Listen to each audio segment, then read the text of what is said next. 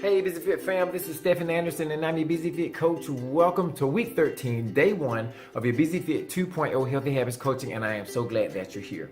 Now try to think back nearly 3 months to how it felt and what you were thinking when you started this program.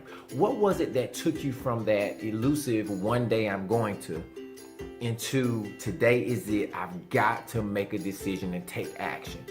What was it? Was it maybe a doctor's diagnosis? We've had people who've gotten diagnosis of diabetes or of some heart disease, of some type of problem that made them say, you know what, I've got to make a change. Maybe it was something as simple as you just got tired of looking a certain way in your clothes, in your jeans, that dress, that outfit. Or maybe you had a surgery, and then after that surgery, you really made up your mind that you did not want to put yourself in that situation again, and you had a mandate from God and from yourself to really take some action towards living a healthier lifestyle. I don't know what it was, but I want you to take some time, maybe even pause this video and write it down on a little sticky note, maybe a little piece of paper, and put it somewhere where you can see it. Why did you start this journey? What was it that moved you to take action? Keep that in front of you. It's important for you to remember why you started. It's important for you to realize that this journey is worth it, because there are going to be more tough days. There are going to be some good days, but you got to look back at those tough days and those good days, looking at that piece of paper, looking at that spark that reminds you why it's so very important for you to remember to keep moving forward. Now today we're going to cover a few questions that really involve supplements, all right? So the first one is, do I need to take a multivitamin for my Whole30? So we'll think about that. Do I need to? In order to comply with your Whole30, do you need to take a multivitamin? And the answer to that is no. We really are looking more so at the whole foods and making sure that we get nutritious foods in us. And even though I do believe personally that taking a multivitamin can be beneficial, it is not officially necessary for you to stay in compliance with your Whole30. So the next question is, should you take a multivitamin when you're on your Whole30? And I would say that most people will benefit from taking a multivitamin while they're on the Whole30. Even though you're taking this very nutritious food and there are all types of great benefits to it, our soils just aren't as rich as they have been in the past. So taking a good multivitamin is going to be recommended for most people. Now, this means that we still have to stay within the Whole30 compliance. So no sugars, whether they're natural or artificial, no added colors or preservatives. All of those things need to also be configured into your planning when it comes to your multivitamin.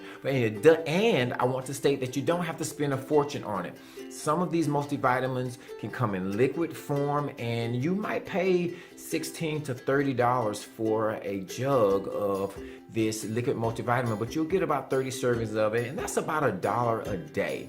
Or $1 per serving. So that's not bad at all if you're looking for all of the benefit that you can get. So you can get a liquid multivitamin, or you can go with capsules. Just make sure that it is in compliance with your Whole30 guidelines, and you'll be good to go for getting a good multivitamin. Now, I do want to highlight one special case when it comes to supplements, and that are these green powder drinks. So these green drinks that people will drink in order to substitute for the fact that they aren't getting enough leafy greens and those type of vegetables into their eating plan is probably not going to be on plan when you look at some of the ingredients. They'll have fillers in them like rice bran or oat bran, things that are not on plan. And besides the fact, we really want you to eat your vegetables, right? Eat your food. We talked about the chewing process, and fiber is also involved. So that's going to be very valuable. If you find that you do have a green drink and you've gone through the ingredients and they are in compliance, then I say it's okay as long as you don't use it as a substitute. It is a supplement, not a substitute for having your good vegetables. Now we're on to our calls to action. Of course, we're reading our Busy Fit Mindset statements aloud every single day because faith comes by hearing. And we're doing these things because they're just part of who we are. We're making sure that we get that 16 ounces of room with temperature water in first thing in the morning, and that we're eating slowly to 80%, and that we're thinking about our activity. I got those flopped, but you understand what I mean. We also want to make sure that every meal we have a good source of protein, carbohydrates, and healthy sources of fat that are included. And we're using repetition to make sure we are ready for our week, and making sure that our meals are lined up with the template, at least the general format of them.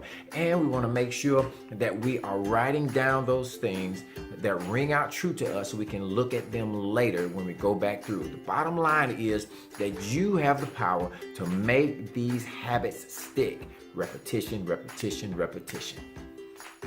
And tomorrow we are going to deal with questions around medications. So remember to be back here tomorrow. I will persist until I succeed. I'll never give up.